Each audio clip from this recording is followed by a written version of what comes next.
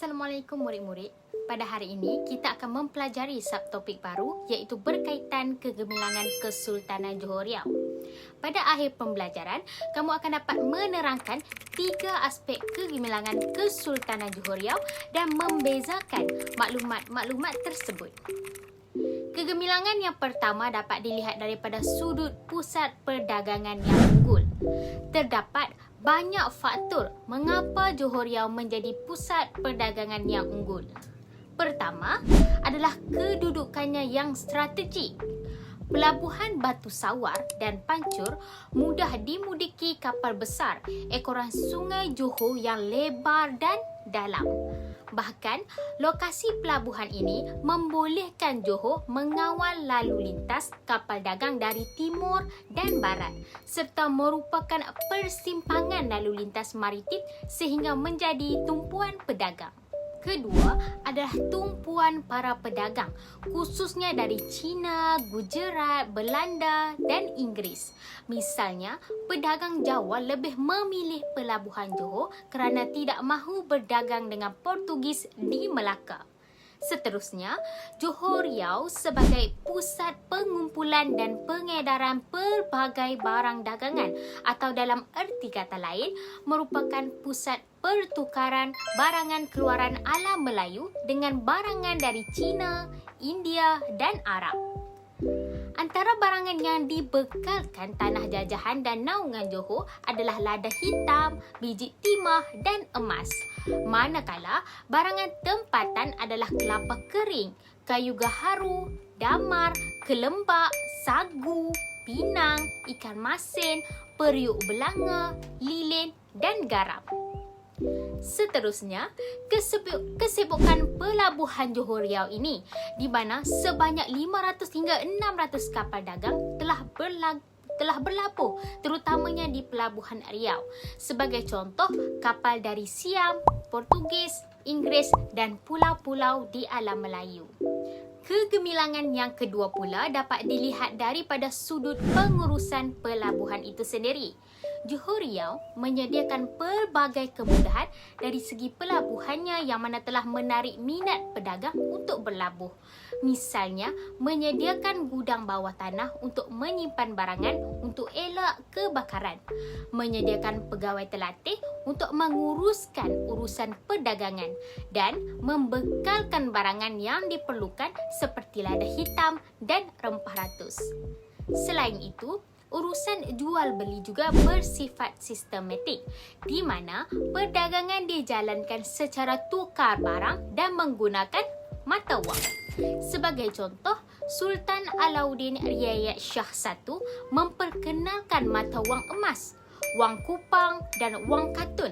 Lalu, pada akhir abad ke-18, mata wang asing digunakan seperti dolar Sepanyol, dolar Meksiko dan duit Belanda.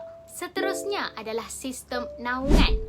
Pedagang luar dan tempatan mendapat naungan daripada Bendahara, Temenggung, Laksamana dan Raja Indra Bongsu.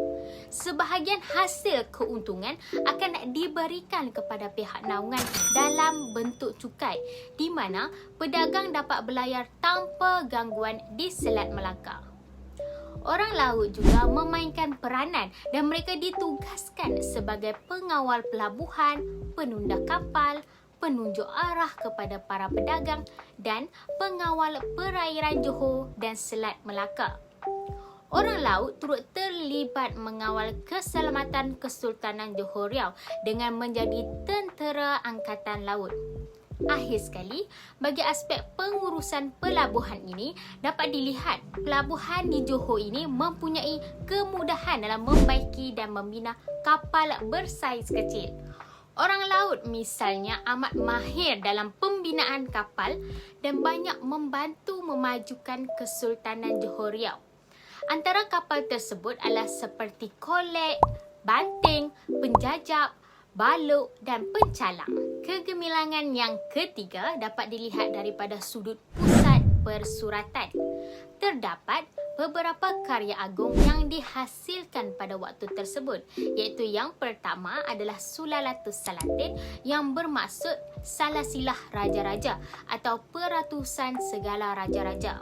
Naskah asal adalah hikayat Melayu lalu disusun dan ditulis semula oleh Tun Sri Lanang pada tahun 1612.